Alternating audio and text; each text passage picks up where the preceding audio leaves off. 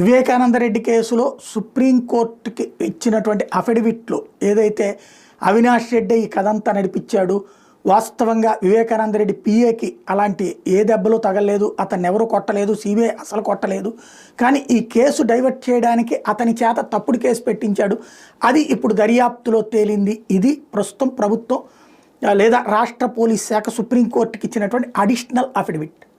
ఇక్కడే అసలు లాజిక్. వీళ్ళ ఆశ ఏంటంటే తద్వారా సుప్రీంకోర్టు ఈ కేసులో వేగంగా స్పందించమంటదని, అవినాష్ రెడ్డిని జైల్లో పెట్టమంటదని, అతని కేసులు తారుమారు చేస్తున్నాడని చెప్పి నమ్ముతుందని ఉద్దేశంతో తీసుకొచ్చినటువంటి పాయింట్.